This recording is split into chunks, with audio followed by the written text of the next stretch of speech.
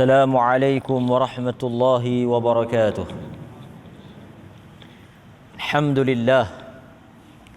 الحمد لله الذي أرسل رسوله بالهدى ودين الحق ليظهره على الدين كله ولو كره الكافرون. أشهد أن لا إله إلا الله وحده لا شريك له وأشهد أن محمدا عبده ورسوله. أما بعد.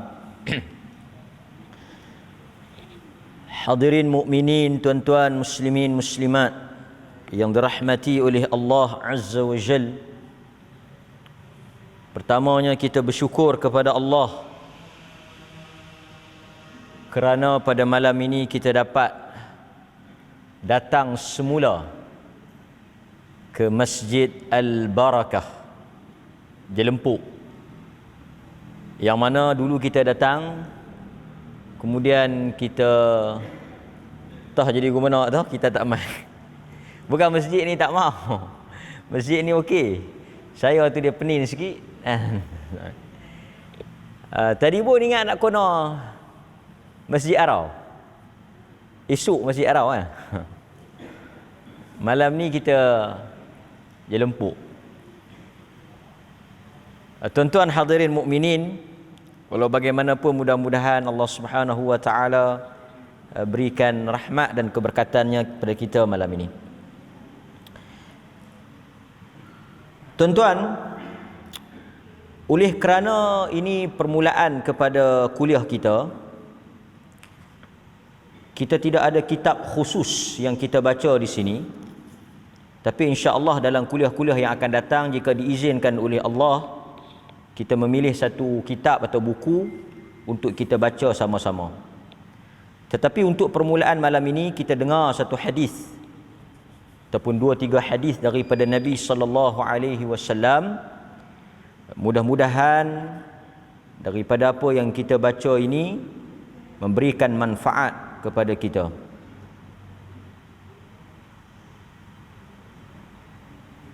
Boleh tuan? Jadi malam ini kita dengar hadis-hadis pilihan. Barangkali sebahagian daripada hadis ni tuan-tuan dah dengar. Tapi tak apa, kita jadikan sebagai peringatan semula. An Abi Hurairah 'anil Nabi sallallahu alaihi wasallam qala, daripada Abu Hurairah radhiyallahu anhu, daripada Nabi sallallahu alaihi wasallam bersabda, inna syaitan, sesungguhnya syaitan, idza sami'a nida, apabila dia mendengar an-nidaa bis salah, seruan untuk mendirikan salat. Seruan untuk mendirikan salat ni maksudnya azan lah, ataupun dalam bahasa kita bang lah. Jadi apabila syaitan ini mendengar laungan azan, ahala lahu durat hatta la yasma'a sawtah, dia akan melarikan diri sehingga durat, terkentut-kentut, hatta la yasma'a sawtah, sehingga dia tidak lagi mendengar suara tersebut. Maksudnya dia lari sampai dia tak dengar lagi azan. Maksudnya sebelum dia dengar bang tu, dia duduk di mana? Di masjid lah, no? Bagus kat setan ni. Ada sisi positif lah. Iza sami'a nida, apabila dia dengar azan, dia lari. Di kalangan ulama, mereka bincang tentang apakah boleh untuk seseorang yang datang gangguan. Pertama, ada beberapa perkara lah kita boleh ambil manfaat. Antara yang ulama bincang ni, satu, kalaulah seseorang itu ada gangguan, Maksudnya dia dirasuk, histeria ke, ada gangguan pada diri dia ataupun pada tempat dia, boleh ataupun tidak dia melaungkan azan. Umpamanya tuan-tuan duduk sorang-sorang di rumah, dengar orang buka lampu, kan? Bisa jadi tak? Boleh jadi tak? Kita duduk-duduk tak tahu ada orang buka lampu, kita sorang lah, kita pergi tutup, dia buka balik. Boleh jadi tak? Boleh, ha? Jangan takut. Tapi dalam duk tak takut tu, dia pun getar. Dia tahan, jangan takut. Aku tak takut, tapi aku tengok hang kau dekat dengan aku. Sebab tuan-tuan, kita beriman selain daripada makhluk yang namanya insan, manusia, ada lagi satu makhluk namanya syaitan, yang kita sebut daripada kalangan jin. Jin ni satu benda yang tak nampak, kan? Perkataan Arab jinnun, kan? Jinnun, jin tak nampak. Dia semua jinnun ni tak nampak lah. Jannah tak nampak syurga, kan? Janin pun kita tak nampak, kan? Majnun, gila pun kita tak nampak. So jin ni dia duk ada dengan kita. Jin tu syaitan lah, dia duk ada dengan kita. Ada kemungkinan dia mengusik kita. Itu betul. Ada orang tanya, dia kata hantu boleh mengusik tak? Boleh. Hantu boleh mengusik, dia kacau kita. Sebab itu Nabi SAW ajar kita macam mana kita nak lindung diri, anak, keluarga, rumah daripada gangguan syaitan. Dia maksudnya dari sudut akidah Islam, dari sudut kepercayaan orang beriman, syaitan boleh mengganggu dan mengacau orang beriman. Boleh. Tetapi kita dah baca dalam ayat-ayat yang sebelum daripada ini, nas sebelum daripada ini, bahawa syaitan tidak boleh memberikan apa-apa mudarat melainkan dengan izin Allah. Sebab itu kita jangan susah hati, jangan takut. Memang dia boleh kacau kita, dia boleh melakukan sesuatu, tapi dia tak boleh memberikan apa-apa mudarat melainkan dengan izin Allah. Pasal itu tuan-tuan pernah dengar orang mati kena cekik? Bisa dengar orang mati kena cekik dengan hantu? Tak ada. Orang mati kena cekik dengan bini banyak lah. Kena cekik dengan lelaki, kan? Kena cekik dengan orang. Tapi tak ada hantu, tak ada. Pasal tu dia kata, aku hantu aku tak takut, bini aku takut. Betul. Itu betul. Kan? Pasal kita tak pernah dengar orang kena cekik dengan hantu, jadi tak payah takut lah. Cuma dia bolehlah mengusik kita. Pasal ada di kalangan jin ni yang macam kita, beriman. Ada juga di kalangan jin ni yang nakal. Kan Quran cerita dalam surah jin, kan? Sebahagian jin bila dia dengar Quran, amanna, kita beriman, kami beriman. Ada juga yang jahat ni, yang kita panggil syaitan. Kan? Jadi tuan-tuan kalau pergi mana-mana berlaku gangguan macam tu, tuan-tuan cakap apa? Cubaan. Jangan takut. Cubaan. Okey, kita sambung. Lalu dia melarikan dirinya sehingga dia tidak mendengar lagi suara tersebut. Fa idza sakata, apabila telah berhentinya azan, telah sakata, sukut, telah diam, raja'a, dia mari balik. Sebab itu, tuan-tuan masih lagi ingat ataupun tidak, ada dalil nas hadis Nabi SAW tak benarkan kita keluar daripada masjid setelah azan. Nabi kata bila dengar azan jangan keluar. Bahkan Nabi larang kita keluar.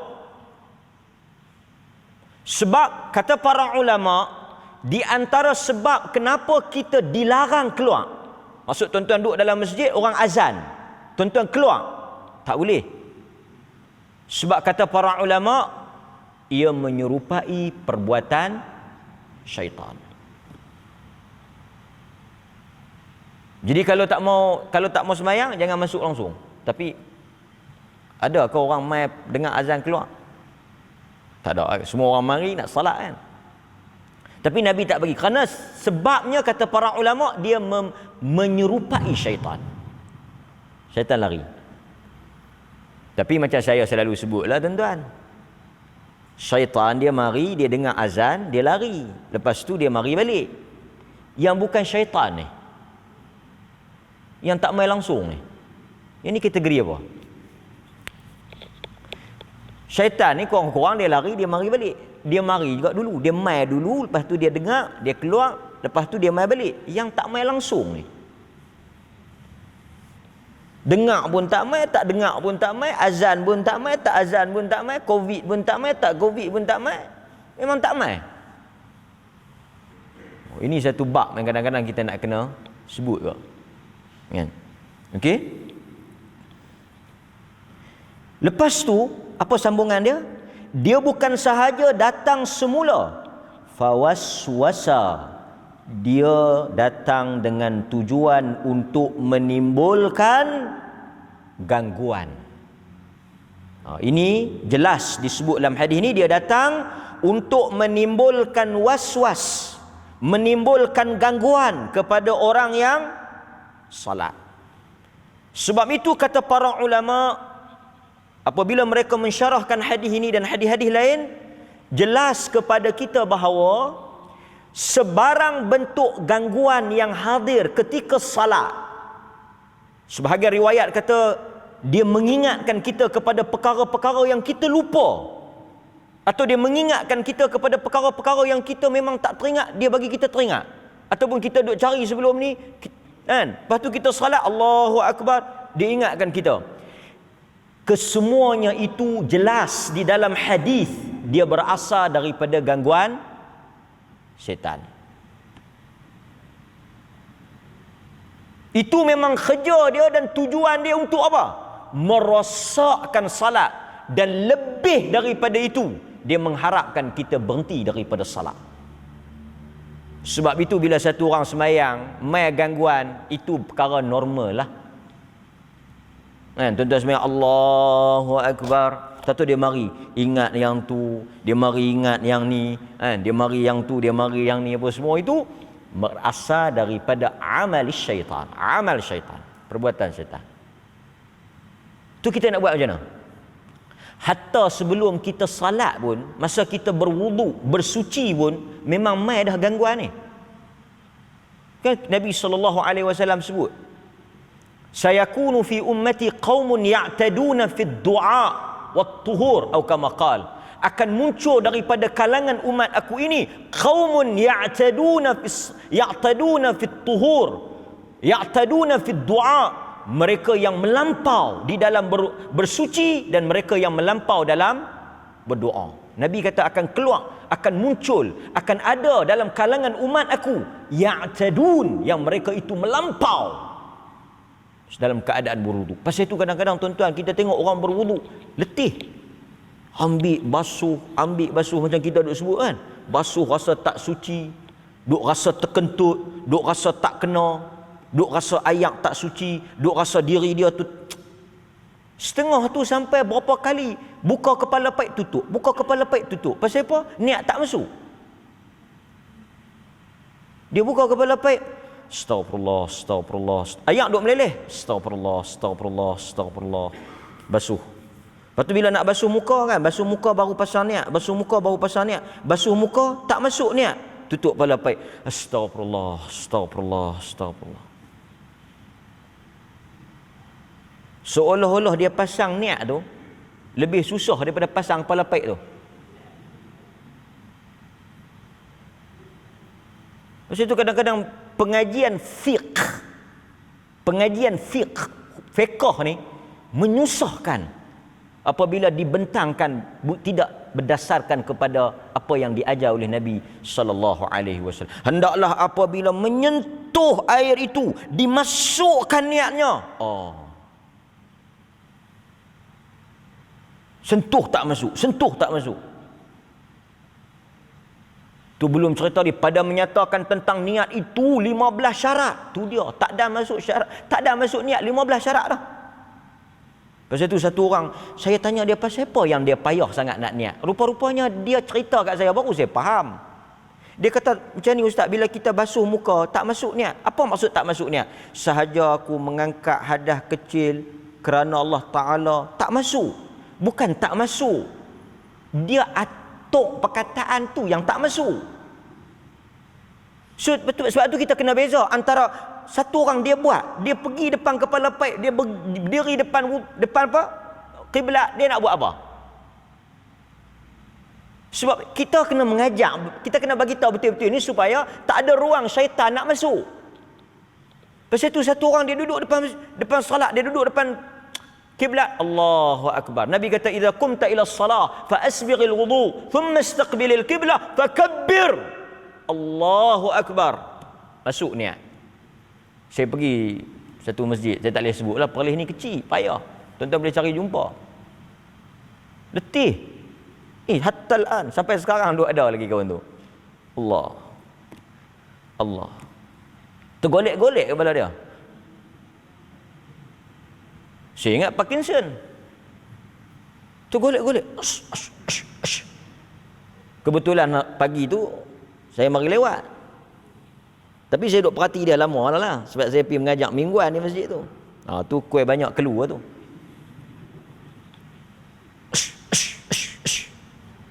Kita tengok, astagfirullah, letih kita.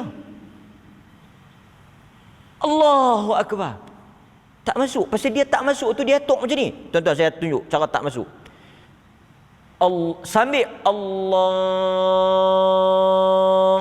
sahaja aku salat fardu, jatuh satu. Allahu akbar. Astagfirullah. Kita ingat dia stretching.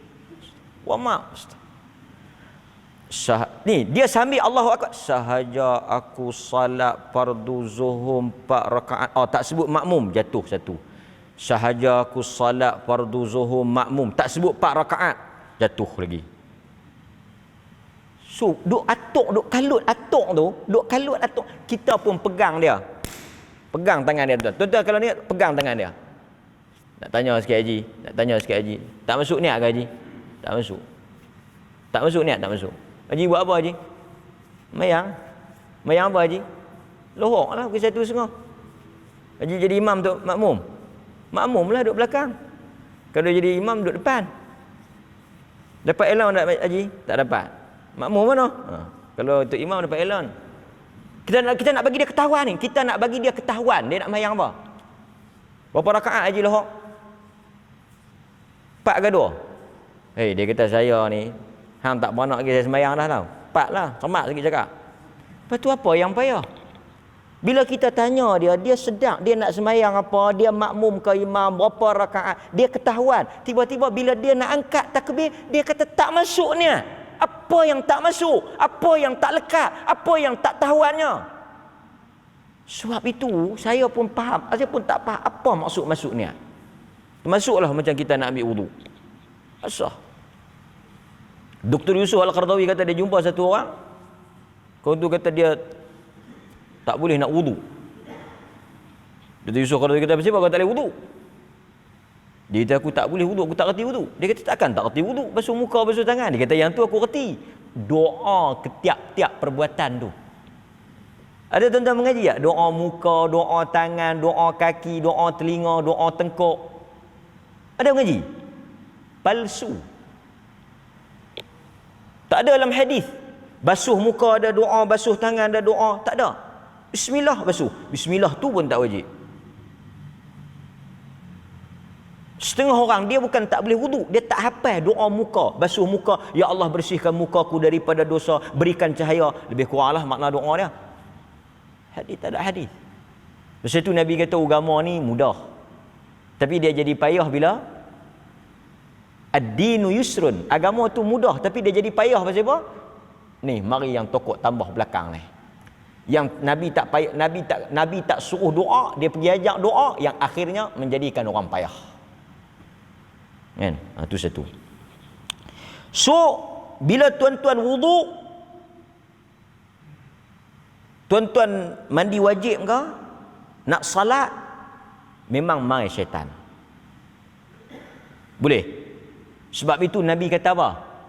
Antara bentuk gangguan syaitan ni kentut. Bukan syaitan kentut, dengan kita pun terkentut.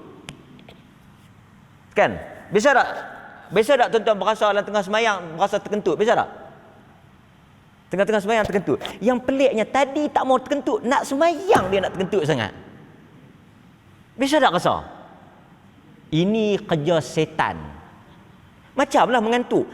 Ni, ada satu orang dia pergi jumpa Juha. Tahu Juha? Juha ni Pak Pandai lah. Juha ni bagus. Banyak cerita-cerita pengajaran lah Juha ni. Dia kata, anak aku ni menangis. Tak mau nak berhenti, teriak. Ni cerita lah, bukan hadis. Sekali tuan-tuan dengar semua saya baca ni hadis, duk cerita Quran. Hantar ada hadis. Tak, ni bukan hadis. Ni cerita dongeng. Tapi ambil pengajaran bilang. Orang mari tanya Juha. Dia kata, anak dia ni duk teriak. Nak baca doa apa? Budak menangis ni salah satu daripada kerja setan. Budak menangis ni kerja setan. Ada doa yang kita kena baca bila budak menangis ni. Ada doa dia. Tapi memang tangisan budak-budak daripada sentuhan syaitan. Boleh? Pasal itu bila kita ada budak-budak ni, kita kena jaga sikit lah. Jangan bawa keluar waktu maghrib. Ini heret anak, heret cucu nak pergi duduk mengai waktu maghrib. Lepas tu budak tu teriak cari ustaz. Pasal apa tak tahu. Maghrib waktu setan. Kita tak boleh bawa keluar. Tutup pintu. Nampak? Okey. Lagi? Apa tadi tahu mana? Juha. Dia kata macam mana ni nak buat? Tak berhenti nak teriak. Kata Juha, kau balik pergi baca Quran. Kau balik pergi baca Quran. Dia pun balik baca Quran. Macam mana? Bagus. Dengan aku Lino. Dengan dia mak budak tu kata dengan dia Lino. Perasan tak? Bila tuan-tuan nak baca Quran, dia mari syaitan tu mai perasaan mengantuk. Tengok drama tadi mengantuk tak? Muak tak? Saya tahu aku ni pasal orang perempuan. Lelaki-lelaki dia tak tengok. Tengok drama dia mengantuk tak? Tak mengantuk. Segak biji mata. Cerah biji mata. Buka-buka. Dah labuh lagu pun lagu mengantuk. Bismillahirrahmanirrahim. Astagfirullah. Lah kali dia tutup dengan purih tu. Leno. Dan tuan-tuan, berdasarkan hadis ni juga, syaitan itu bila dia dengar azan, dia lari. Habis azan dia mai. Waktu kita duk solat tu dia mai. Waktu kita baca Quran, fa idza qara'tal Quran fasta'idz billah. Apabila kamu baca Quran, ta'awuz. Apa makna dia? Ini tuan-tuan take note. Syaitan menyerang manusia ataupun favorite time, waktu yang paling disukai, digemari syaitan target kita adalah ketika manusia nak melakukan kebaikan dan nak menunaikan ibadat. Syaitan ni bila dia nak mai kat kita, bila kita nak buat ibadat, bila kita nak buat kebaikan, waktu itulah dia mai. Tuan-tuan nak baca Quran, tuan-tuan nak berzikir, tuan-tuan nak salat, tuan-tuan nak mengaji, nak mari majlis ilmu, nak mari masjid. Waktu tu yang dia suka untuk datang, untuk menghalang dan menggagalkan. Syaitan tak pi tempat-tempat yang jahat tu. Syaitan tak pi kacau. Kan? Yang syaitan mai kacau orang nak sembahyang. Yang orang main dam haji, yang orang duk mengai ke apa, yang duk buat benda-benda tak ketahuan kan. Mengai tu kalau tak elok waktu-waktu. Orang mengai pun habaq dekat saya. Ni riwayat bersambung. Muttasal sanad. Riwayat dia bersambung. Saya ambil langsung daripada orang yang mengai. Orang mengai kata apa ustaz? Dia kata pukul 4, pukul 5 kita terumpan nganga tak mau nak menangkap. Elok-elok pukul 7, 6.30 tu tak dah nak angkat ni dia punya menangkap. Dia menangkap tu, tambah, dia kata kalau ustaz nak tahu, tambah bang maghrib, tambah tu Allahu Akbar, Allahu Akbar. Tu dia punya nala, kawan pun semua keli, semua keluar mai. Depa lah kata, saya tak pernah mengai lagi waktu maghrib ni, tapi saya nak try tengok. Kalau tuan-tuan nampak saya tu, bukanlah saya ni, saya nak tengok betul ke tak. Dia kata menangkap. Jadi bila kita menangkap ni, jadi macam tarikan tau. Nak balik ke nak ni? Balik ke ni? Duduk mengaji tak ada tengah jam. Aduh, lenguh, aduh, cekang lah. Aduh. Tapi kalau duduk bersembang, mengata, mengai ke 3-4 jam, tak ada nak cekang apa pun. Yang kata setan tu, bukan tuan-tuan, setan tu yang salah.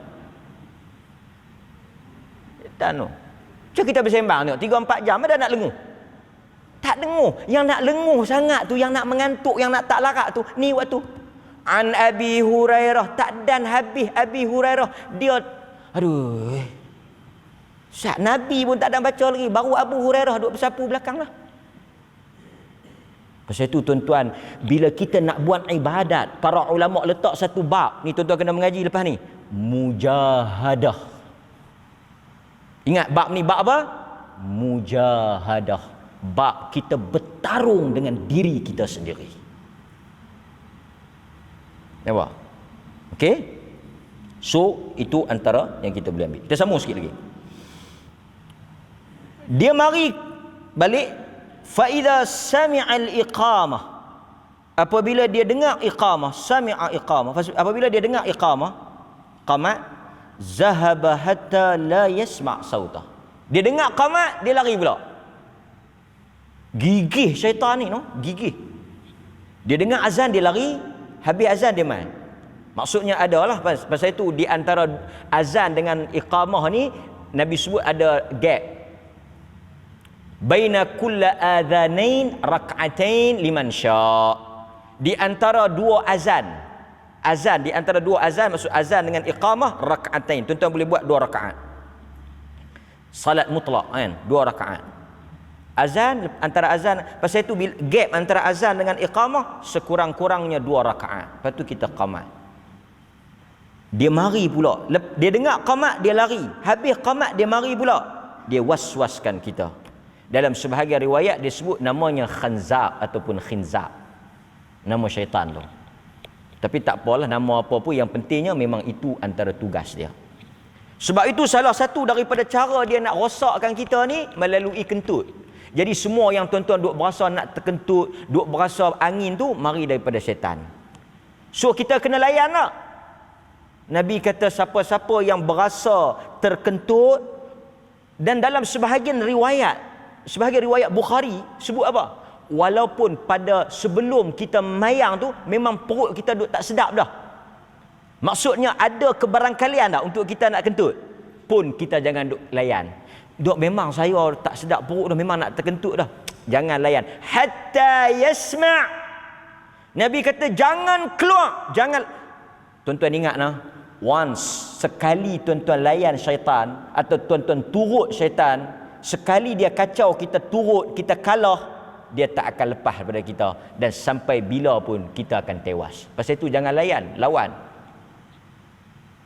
Nabi kata jangan keluar hatta yasma', sehingga dengar saut. Bila kita nak dengar, bila kita nak keluar daripada saf, kita nak keluar daripada semayang, hatta yasma', sehingga kita dengar bunyi saut. Kentut ni dia ada dua jenis, betul tak? Satu yang durat. Nah, durat ni dia bunyi lah. Dia ada saut. Kata An-Nawawi, dia ada saut. Dia ada bunyi. Okey. Tu pun khilaf di kalangan pakar-pakar kentut. Mana afdal? Bunyi ke? Satu lagi dia panggil alfas.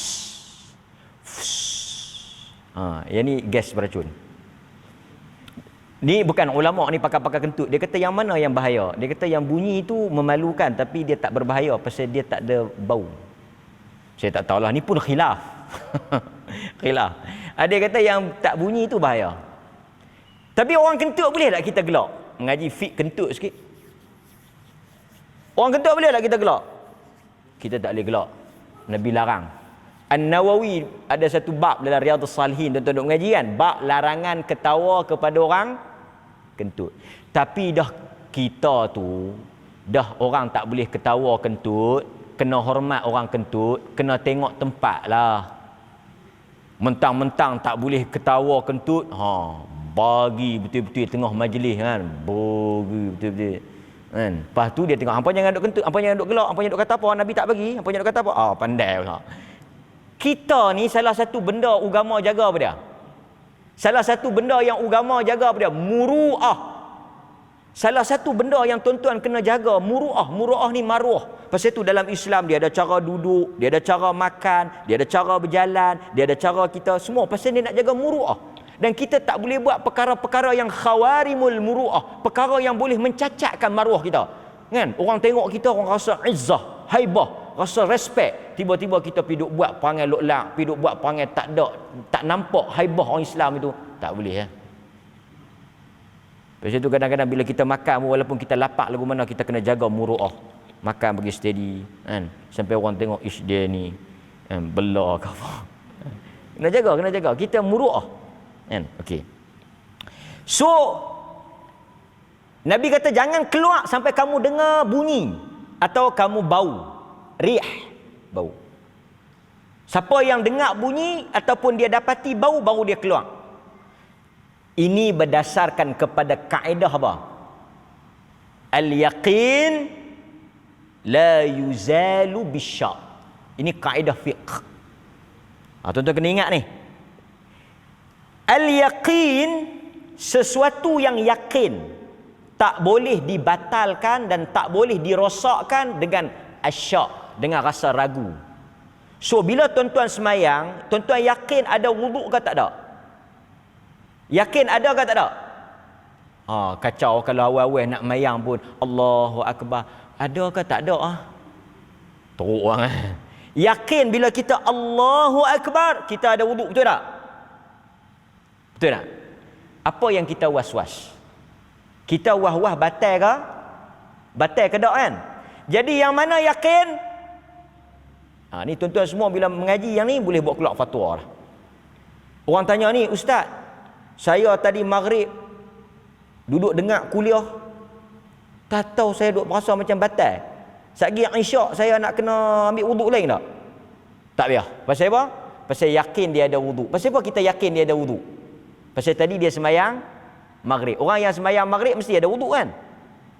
Saya maghrib tadi pun saya wah-wah dah. Hang ni kacau. Teruk. Betul tak? Boleh? Maksudnya apa? Yakin. Okey.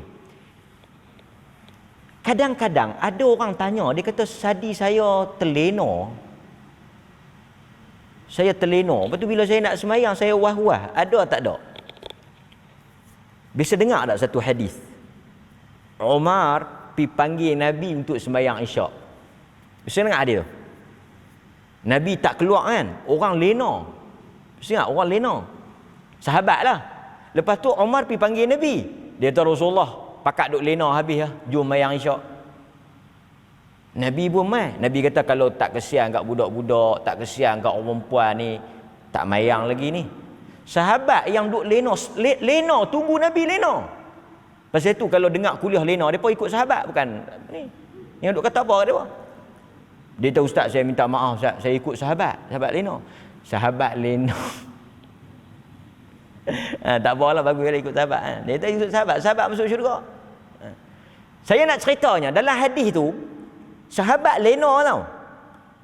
Bila qamat Nabi nak jadi imam, sahabat bangkit, terus masuk, terus semayang, tak pergi ambil wudu. Dalam hadis tu sahabat yang lena tunggu Nabi tadi bangkit masuk sah, tak ambil wudu. Kira guna khilaf di kalangan para. Nanti tajuk next kuliah kita bincang. Okey. Tapi saya nak habaqnya, yakin tidak boleh dirosakkan dengan syak. Mangkit-mangkit tuan-tuan bulan puasa ke apa ke duk syak. Aku ni niat tak tahu. Amboi, syak sangatlah. Niat tak tahu. Niat tak tahu. Yakinnya dalam bulan puasa ni bila kita bangkit mesti ada niat. Ya. Okey, tu saya nak cerita. So berdasarkan hadis ni kita dapati apa? Adanya gangguan daripada syaitan apabila kita salat. Kita tengok satu lagi hadis. Tak lagi kita syarah. Hadis yang kedua daripada Jabir. Hadis yang pertama tadi daripada Abu Hurairah. Hadis yang kedua daripada Jabir. Dia kata sami'tu an-nabi sallallahu alaihi wasallam yaqul, aku mendengar Nabi sallallahu alaihi wasallam bersabda, inna syaitan idza sami'a an-nida bis-salah, apabila syaitan mendengar laungan azan, zahaba hatta yakun makan ar-rauha, dia lari. Bila dia dengar azan, dia lari sehingga ke suatu tempat namanya Ar-Rauha. Qala Sulaiman, bertanyalah Sulaiman, fasa'altuhu 'anir Rauha, berapa jauh Rauha tu daripada masjid Nabi ni dengan Rauha tu, berapa jauh dia lari, syaitan lari ni?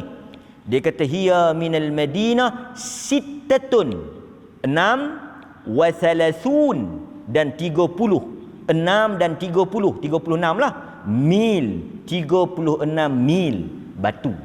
Jauh dia lari. Lari jauh. Nampak? Hadis ni menyokong hadis yang kita baca tadi. Kan? Okey? Kemudian kita tengok pula dalam satu lagi hadis. Yang ni juga daripada Abi Hurairah. Nabi kata idza nudiya lis-salah adbara asy-syaitan lahu durat hatta la yasma' at-ta'zin. Nabi kata apabila diseru untuk mendirikan salat, larilah para syaitan ni sehingga mereka terkentut-kentut. Kata para ulama, pasal apa disebut terkentut-kentut ni? Pasal apa yang Nabi mention? Pasal apa Nabi ulang terkentut-kentut ni? Untuk menghina syaitan. Untuk menghina syaitan.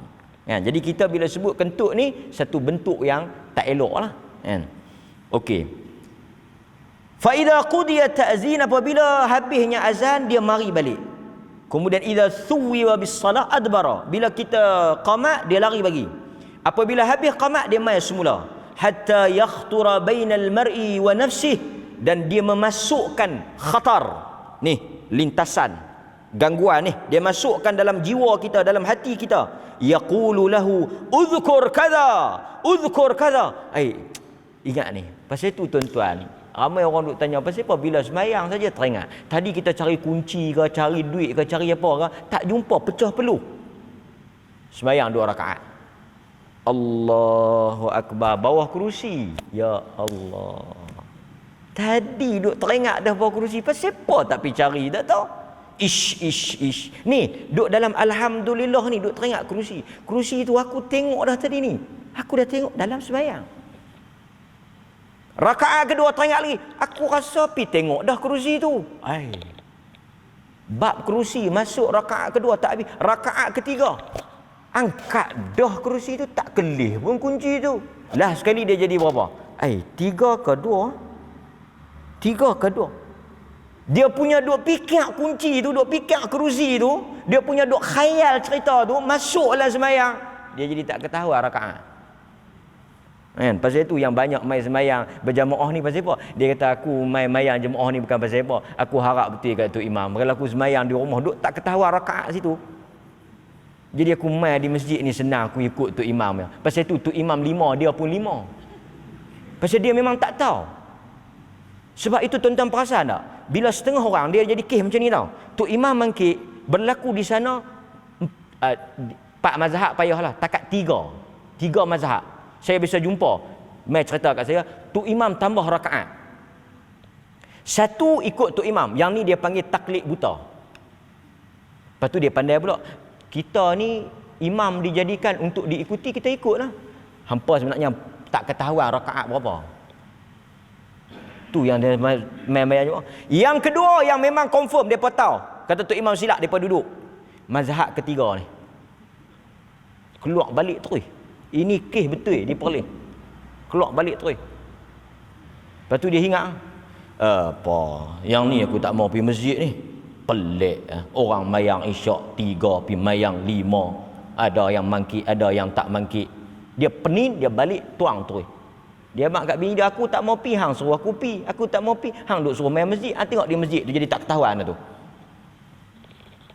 Lepas tu yang mangkit dengan tu imam, bila dia tengok yang duduk, dia jadi khilaf. Taraddud, dia jadi, nak mangkit tak mangkit. Lah kali dia mangkit pun tak mangkit pun tak. Yang ni dia panggil baina manzilatain, di antara dua. Dia duk mangkit sekarang. Dia mangkit, dia tengok tak imam mangkit. Nak mangkit terus dia tengok kawan dia duduk. Gimana aku? Tuan-tuan, pasal apa jadi macam tu? Pasal tak adanya roh di dalam salat. Salat hubungan kita. Salat silah bainal abd war rabb. Saya nak sebut sikit bab salat pasal live ni. Tuan-tuan, saya salat, kita semua salat. Tak azan ni kan? Ada. Saya sebut sikit ya. Dah lama dah tuan-tuan semayang, saya pun semayang. Saya nak ambil kesempatan sikit, banyak tempat saya sebut. Bila kita salat, kita bangkit, kita semayang menghadap Tuhan, adakah dia datang bersama dengan diri kita, ataupun ia hanya satu rutin yang kita buat tanpa jiwa? Manusia bila dia buat dengan feel, dia buat dengan perasaan, dia buat dengan roh, dia tak rasa beban salat. Sebab tu kadang-kadang pasal apa anak kita payah nak salat? Pasal dia tak rasa salat itu satu yang lazat. Salat ni tiang agama. Pasal tu bila kita salat, kita rasa hubungan kita dengan Tuhan. Saya ada kawan ramai yang suka kayuh basikal. Kayuh rata sampai 300-400 km. Macam mana mereka boleh kayuh begitu? Tuan-tuan, kita kayuh sikit pun penat berhenti. Duk pi pam gerek tu pasal apa? Pasal tak naik, bukan naik kerap sangat, pasal tak naik pi pam. Tapi pasal apa? Bila kita tengok pasal apa ada orang boleh kayuh berpuluh kilometer, dia tak rasa penat. Dia rasalah penat tu, tapi penat tu bagi dia hilang macam tu. Kerana dia enjoy. Dia seronok. Macam tuan-tuan lah, bila buat satu benda dengan perasaan seronok, enjoy, rasa lazat, rasa zauq, perasaan syok, tak rasalah letih, lelah dan penat dalam salat. Tapi bila satu orang buat di atas terpaksa, buat di atas tak ada roh, dry. Buat semayang ni pasal apa? Mayanglah ada orang suruh semayang, mayanglah nak mati, mayanglah pak mentua hingat, mayang pilah. Bila kita buat dalam keadaan tak ada roh, salat menjadi satu benda yang berat, beban, dan satu benda yang sampai kita duk tanya bila nak habis. Lepas tu kita mayang lohok, asak pula dah, mayang pula dah. Kita mungkin tak berani nak cakap, tak terbit di mulut, tetapi bila kita salat, kita rasa salat ini membebankan. Pasal itu tuan-tuan, bila tuan-tuan salat, apa yang tuan-tuan rasa? Kadang-kadang bila saya semayang, rasa macam gangguan. Kita bimbang tuan-tuan. Quran kata, wasta'inu bis-sabri was-salah. Tuhan kata, wasta'inu bis-sabri was-salah. Doalah kepada Allah dengan kamu mendirikan salat dan kamu sabar di atasnya. Salat ni berat. Pasal itu Quran bila kata wa'mur ahlaka bis-salah, suruhlah anak isteri kamu salat, wastabir 'alaiha, dan sabarlah di atas beratnya salat. Salat ni hanya ringan. Pasal itu bila tuan-tuan semayang, tuan-tuan rasa seronok, tuan-tuan rasa lazat, tuan-tuan rasa salat ni satu yang menenangkan, itulah nikmat yang besar. Allah kata apa? Wa innaha lakabiratun. Sesungguhnya salat ini suatu benda yang berat, suatu benda yang sangat sukar untuk ditunaikan, kecuali illa 'alal khashi'in, orang-orang yang khusyuk di dalam salat. Nabi bila dia tension, Nabi bila dia penat, Nabi bila dia letih dalam hidup dia dengan tekanan dan sebagainya, dia panggil Bilal, arihna bis salah. Bilal, rehatkan kami dengan salat. Macam mana Nabi release tension, tuan-tuan? Macam mana Nabi tenangkan jiwa dia? Salat. Kita, Nabi bila dia tension, dia semayang, dia boleh ketenangan. Kita bila salat, boleh tekanan. Lepas itu bila ada orang semayang, dia rasa lemah perut, dia rasa berat, dia rasa cepat nak habis, dia rasa tekanan, dia rasa penat. Kerana tak adanya, dia panggil khashi'in, tak ada ruh. Ya. Salat anda. Manusia masalah tak berhenti. Lah pun kita dalam masalah. Paling bagus tuan-tuan subuh dengan tahajud. Saya pun nasihat diri saya. Okey, kita sambung sikit je tuan-tuan. Sikit, ambil masa sikit. Hadis tentang azan ni juga, kata para ulama, syaitan lari sambil terkentut-kentut ni, kata Ibn Rajab Al-Hambali, dia kata apa? Dia kata sebagai satu bentuk dia membenci syiar azan tu. Syiar Islam. Azan ni syiar. Syiar ni apa? Yang kita dah sebut syiar ni. Syiar ni satu simbol ataupun satu lambang. Kan? Quran kata wa may yu'azzim sya'airallah. Sesiapa yang membesarkan syiar Allah. Azan ni syiar. Sebab itu kita tengok dalam tempoh PKP hari tu, walaupun masjid ditutup, azan tetap dilaungkan. Azan ni syiar. Pasal tu saya kuliah ke siapa-siapa kuliah, berhenti sat kita azan. Pasal kita tak boleh tutup syiar disebabkan oleh kuliah kita. Tak betul lah kalau kita kuliah tak azan. Azan tu syiar, lambang. Disebab itu Nabi bila dia nak pergi satu tempat, dia dengar azan. Kan? Tu syiar. Dia kentut tu, kata Ibn Rajab, supaya dia dengar bunyi kentut dan dia tak dengar azan. Dia tak mau dengar. Nampak? Dia tak mau dengar azan. So dia kentut. Satu, dia bentuk bila dia kentut tu dia nak hina azan. Dia tak mau dengar syiar. Yang kedua, bila dia kentut, dia dengar bunyi kentut dia tak dengar azan. Nampak? Okey. Azan ni juga kata para ulama, dia adalah ibadah. Ni saya sebut sikit lah. Azan ni ibadat. So bila kita kata azan ni ibadah, boleh tak kita azan pada tempat yang Nabi tak azan? Boleh? Tak boleh ya? Pasal ibadat dia mesti, ibadat ni dia mesti apa?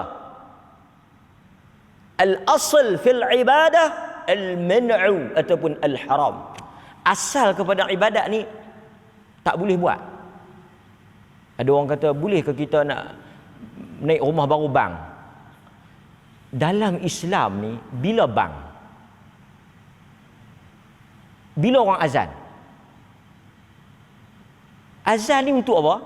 Bagi tahu masuk waktu. Dan bila Nabi azan? Pasal azan ibadat. Nabi hanya azan untuk menandakan masuknya waktu. Sebab itu tuan-tuan, dalam salat hari raya kita tak bang. Kenapa kita tak bang? Pernah tak tuan-tuan? Kenapa kita tak bang sembahyang raya? Tapi kalau kita tanya orang ramai, hampa mau tak kalau kita bang? Saya rasa ramai setuju. Dan ramai orang duk marah tok imam ni pasal apa? Apa depa ni tak tahu? Mayang pukul berapa? Tak tahu, kita mai-mai tengok pakat balik dah. Tak habaq ke mayang bila? Depa habaq bila yang habaq tak tahu pun. Depa habaq tadi subuh, Tuhan tak mai. Yang wajib tak mai, celapak nak mai yang sunat. Kita pun pelik orang kita ni. Kadang-kadang waktu imam dia habaq subuh lah kan. Dia kata sekali kita nak mayang 8.30, dia subuh tak mai, mangkit pun tak. Tahu mangkit pukul 8, mandi, siap dengan sampin, tu dia nak mai. Ish. Yang subuh, yang wajib mai. Pasal itu orang tanya saya, kalau dia mai subuh, tahu dia tak mai sembahyang raya. Tak apa. Satu orang mai sembahyang subuh, mai berjemaah subuh, dia tak mai sembahyang raya, tak apa. Tapi kalau dia tak mai subuh, dia mai sembahyang raya macam mana? Subuh dia tak sembahyang, raya dia sembahyang. Yang ni kita panggil apa? Yang ni kita panggil hantu raya. Marah pula. Tu saya komen maki tu. Tak apa, di balik kita baca. Okey. So sambung balik. So pasal tu lah ni macam ni. Mesyuarat jawatan kuasa. Mesyuarat jawatan kuasa dengan main jawatan kuasa masjid ni hebat. Mesyuarat jawatan kuasa memutuskan untuk tahun ni, tahun Covid, kita semua bersetuju untuk bang raya. Untuk memudahkan orang mai. Dia pun naik pukul 8. Allahu Akbar, Allahu Akbar. Yang duk makan ketupat mengkelan. Allahu Akbar. Apa ni? Bang apa ni? Nak kiamat lah. Lepas tu kita tanya, apa pasal apa bang ni? Awak pasal apa tak boleh ke bang? Bang pun nak larang ke?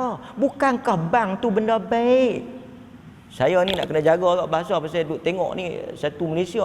Dia kadang-kadang duk komplain dia tak faham bahasa Perlis. Azan lah azan. Bang, azan. Azan, pasal apa tuan-tuan? Azan benda baik, azan lah. Pasal apa kita tak azan? Pasal Nabi tak azan. Kenapa kita tak azan ketika salat hari raya? Kerana Nabi tak azan. Istisqa, Nabi tak azan. Sembahyang khusuf pun Nabi tak azan.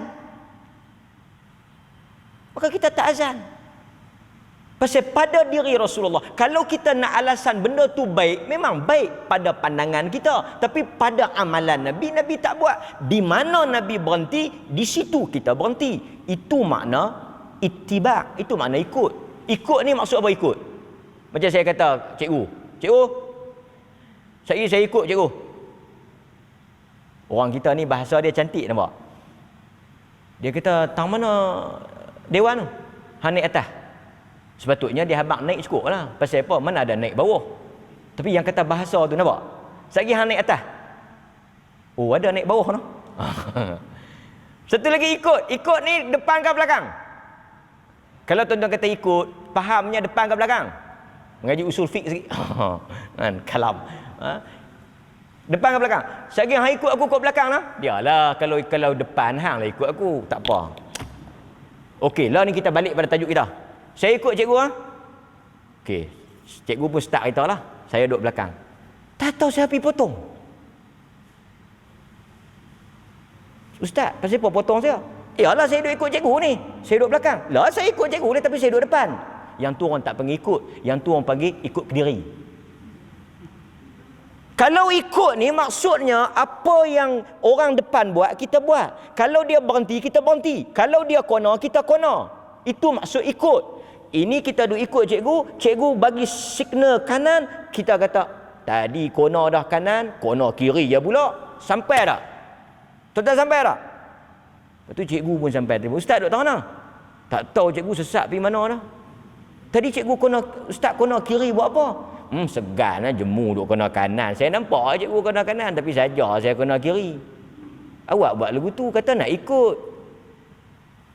Maka bila Nabi berhenti, kita berhenti. Bila Nabi pusing, kita pusing. Itu agama. Untuk kita sampai ke syurga, hanya Nabi SAW saja yang tahu. Jalan menuju kepada syurga itu, jalan yang dibawa oleh Nabi. Tidak dibawa oleh saya dan tidak dibawa oleh sesiapa. Maka sebab itu tuan-tuan, sesiapa yang menyelisihi jalan Nabi, dia tak akan sampai. Maka sebab itu kita belajar daripada azan. Walaupun dia baik, walaupun dia syiar, walaupun dia laungan membesarkan Allah, tetapi kita tetap tidak azan pada tempat yang Nabi tak azan. Ini agama. Okey? So hadirin mukminin, saya ingat itu antara beberapa benda yang boleh kita ambil daripada fiqh ataupun pengajaran hadis Nabi sallallahu alaihi wasallam berkaitan dengan, sebab itu syaitan ni, kesimpulan yang kita boleh buat tuan-tuan, gangguan dia memang ada dalam hidup kita. Dan kita diajar pendinding dan penghalau dia. Tetapi kita jangan, tuan-tuan kena faham satu benda. syaitan based on hadis ni, apa dia? Based on hadis ni, tuan-tuan kena faham apa? Syaitan bukan jenis makhluk yang bila kita halau, yang bila kita baca doa, yang kita usir, dia akan pergi tak kembali. Itu bukan tabiat syaitan. Tuan-tuan faham tak? Apabila kita tuan-tuan nak baca Quran, a'udzubillah, dia mungkin lari. Tapi adakah dia lari terus? Dia akan datang balik. Adakah bila tuan-tuan amal baca ayat kursi, dia lari, dia tak main balik? Tak, dia akan datang balik. Sebab itu pertarungan kita dengan syaitan, pertembungan kita dengan syaitan, gangguan syaitan ke atas kita tidak akan pernah berhenti walaupun seketika. Pasal itu orang tanya, kalau tak silap saya, orang tanya Hasan Al-Basri. Kenal Hasan Al-Basri? Kenal tak Hasan Al-Basri? Al-Hasan Al-Basri. Orang tanya Al-Hasan Al-Basri, syaitan tidur tak? Soalannya, setan ni lena. Apa jawapan Al-Hasan Al-Basri? Tentang setan lena. Al-Hasan Al-Basri kata, kalaulah syaitan itu tidur, kita boleh berehatlah sat. Allahu Akbar. Kalaulah syaitan itu tidur, bolehlah kita untuk berehat. Maksud dia apa? Tidak ada yang kata ruang untuk kita lari daripada pertembungan kita dengan syaitan. Hatta kita nak mari salat, nak mari masjid, syaitan halang. Salah satu cara syaitan halang kita apa tuan-tuan? Yang kita baca dalam Quran. Apa yang tuan-tuan jumpa dalam Quran? Macam mana syaitan halang kita? Takhwif, dengan cara menimbulkan rasa takut. Sebab itu orang-orang yang nak sedekah, dia timbulkan rasa takut. Takut apa? Takut miskin.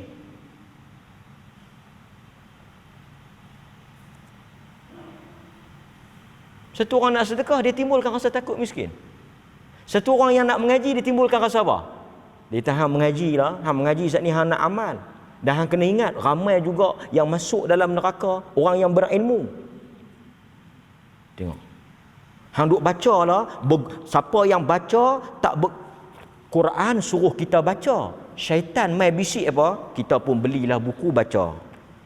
Dia kata hang bacalah, siapa yang baca tak berguru, dia tu berguru dengan syaitan. Kita pun memang baca ni balok, tak baca. Tak boleh. Tuan-tuan betul kata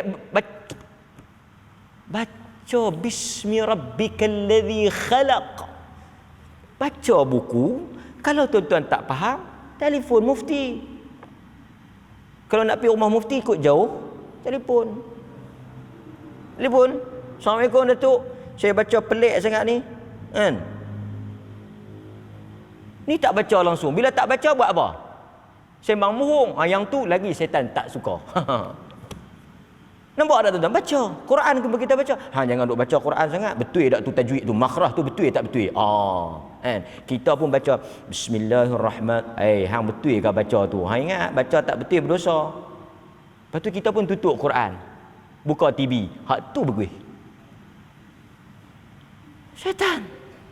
Hang dengarlah dia tu ngajak, bukan betul sangat. Lepas tu aku nak buat apa? Hampir kedai depan tu, hampir sembang. Sekejap lagi insya' ambil bayang pula. Yang tu malaikat. Yang duk dengar mengaji ni syaitan. Elok. Cukup tuan-tuan, tu dia nak pergi mana lah tu. Okey, astaghfirullahalazim. Aqulu qawli hadza astaghfirullahalazim. Wabillahi taufiq wal hidayah. Wa sallallahu ala nabiyyina Muhammad wa ala alihi washabbihi wasallam. Alhamdulillahirabbil alamin. Assalamualaikum warahmatullahi wabarakatuh.